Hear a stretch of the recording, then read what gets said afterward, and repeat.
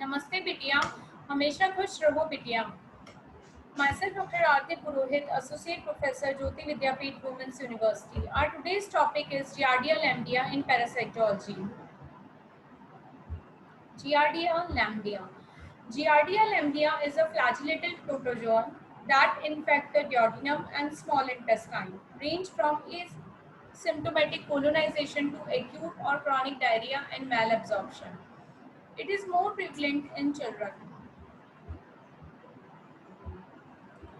In morphology, there is two phases. One is trophozoite phase and second is cystic phase. Giardia is a half pear-shaped organism with 8 flagella and 2 exosteyi arranged in a bilateral symmetry. There are two anteriorly located large suction discs. The cytoplasm contains 2 nuclei and 2 parabasal bodies. The cyst is ellipsoidal cells with a smooth, well-defined wall, and the cytoplasm contains 4 nuclei, may be of structure seen in the trophozoite. The life cycle of Giardia is composed of two stages, trophozoite and cyst. Epidemiology usually it occurs sporadically. Major reservoir for spread is water contaminated with Giardia cysts. Giardia cysts are relatively resistant to chlorination and to ultraviolet light irradiation. Boiling is effective for inactivating the cyst. Person-to-person spread occurs. Human milk contain glycoconjugates and secretory IgA antibody that may provide protection to nursing infants. Clinical manifestations includes incubation period is 1 to 2 weeks, and clinical manifestations most of the time it is asymptomatic acute infection. Sometimes it is causing the diarrhea, chronic diarrhea with failure to thrive, and abdominal pain or cramping is there. In symptomatic infection occurs more frequently in children than in the adults. The most symptomatic patients having acute diarrhea, low-grade fever, nausea, and anorexia. Intermittent or more protracted course characterized by diarrhea, abdominal distension and cramp, bloating, malaise, flatulence, nausea, anorexia, and weight loss develop. In clinical manifestations, again, the stools may be profuse and watery and later become greasy and foul-smelling. Stool do not contain blood, mucus, and fecal leukocytes. Varying degree of malabsorption may occur.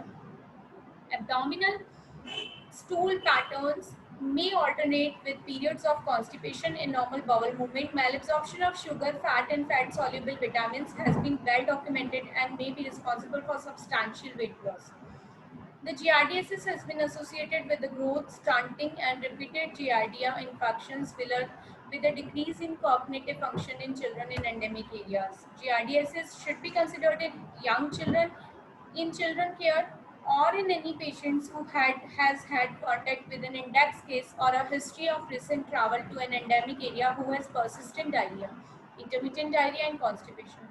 Malabsorption, crampy abdominal pain, bloating, failure to thrive, and weight loss. Diagnosis is established by microscopy, documentation of trophozoite and cyst in the stool specimen. 3 stool specimens are required to achieve a sensitivity of more than 90%. Stool enzyme, immunoassay, or direct fluorescent antibody tests are more sensitive. Aspiration or biopsy of the duodenum and upper jejunum. Treatment include acute diarrhea, should receive the therapy in acute diarrhea, failure to thrive, and exaggerate malabsorption. Asymptomatic excretes generally are not treated except in specific instances such as an outbreak. Control for prevention of household transmission by toddlers to pregnant women and patients with gamma globulinemia and cystic fibrosis, and in situation requiring oral antibiotic treatment where giardia may have produced malabsorption of the antibiotic. Tinidazole more than 3 years. Itacoximide, metronidazole, second line alternative albendazole is also there. These now last is the prevention, that is we should have the hand washing, take care of hand washing, purify public water supply adequately, include chlorination, filtration.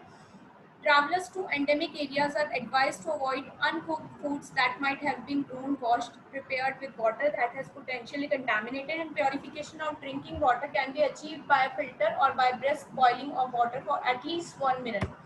This is all about the Giardia lambda. I hope you enjoy this session. If any queries there, please mention it in comment box. Thank you so much. Bye bye. Take care.